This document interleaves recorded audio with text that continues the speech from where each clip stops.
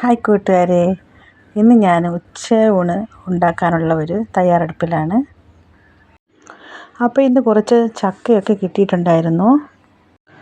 അപ്പോൾ ചക്കയൊക്കെ വെട്ടി വൃത്തിയാക്കി അത് അടുപ്പത്ത് വെച്ച് വേവിക്കാമെന്ന് വിചാരിച്ചു. അപ്പോൾ കുടുംബ വീട്ടിൽ നിന്ന് കൊണ്ടുവന്നിട്ടുള്ള ചക്കയാണ്.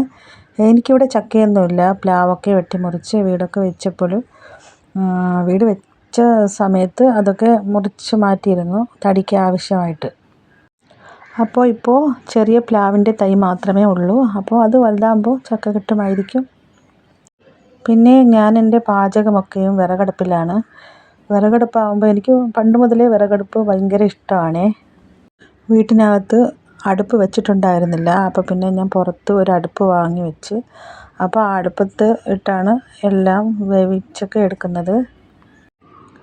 പിന്നെ പുറത്ത് നമ്മുടെ വീടിൻ്റെ പുറത്തിരുന്ന് പാചകം ചെയ്യുമ്പോഴുള്ള ഒരു മനസ്സുഖമുണ്ടല്ലോ, നമ്മുടെ പ്രകൃതിയൊക്കെ ആസ്വദിച്ചിട്ട്. അപ്പോൾ അതൊരു വല്ലാത്തൊരു ഫീലിംഗാണ് കേട്ടോ. അപ്പോൾ അങ്ങനെയൊക്കെ ആകുമ്പോൾ പാചകം ചെയ്യാൻ ഒരു മടിയും ഉണ്ടാവില്ല.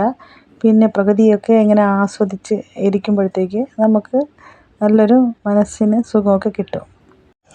അപ്പോൾ പിന്നെ ഈ ജോലിയൊന്നും ചെയ്യാനുള്ള ഒരു മടിയും ഉണ്ടാവാറില്ല. അപ്പോൾ ഇന്ന് ഉച്ചത്തേക്കുള്ള മീൻ കിട്ടിയിട്ടുള്ളത് നെത്തോലി മീനാണ് കേട്ടോ. അപ്പോൾ അത് കുറച്ച് കറി ഉണ്ടാക്കി, പിന്നെ അത് കുറച്ച് ഫ്രൈ ഉണ്ടാക്കാമെന്ന് വിചാരിച്ചു. പിന്നെ ബീറ്റ്റൂട്ട് കിട്ടിയിട്ടുണ്ട്. അപ്പോൾ ആ ബീറ്റ്റൂട്ടിൻ്റെ തോരൻ എനിക്ക് ഭയങ്കര ഇഷ്ടമാണ്. അപ്പോൾ അത് തോരനും വയ്ക്കാമെന്ന് വിചാരിച്ചു. അങ്ങനെ തോരൻ ഉണ്ടാക്കിക്കൊണ്ടിരിക്കുകയാണ്.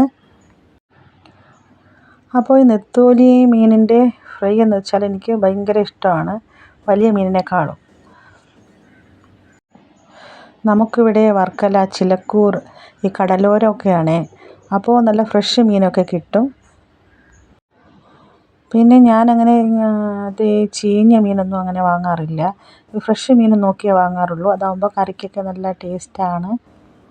അപ്പോൾ കൂടുതലും ഞാൻ ഈ പച്ചക്കറിയൊന്നും കടയിൽ നിന്നും അധികം വാങ്ങാറില്ല. പക്ഷേ നമ്മുടെ പറമ്പിൽ നിന്ന് കിട്ടുന്ന ഈ മുരിങ്ങയിലുണ്ടല്ലോ, പിന്നെ ചേമ്പിൻ്റെ തണ്ട്, പിന്നെ കപ്പയൊക്കെ നട്ടിട്ടുണ്ട്. അപ്പോൾ അതിൽ നിന്നൊക്കെ കിട്ടും.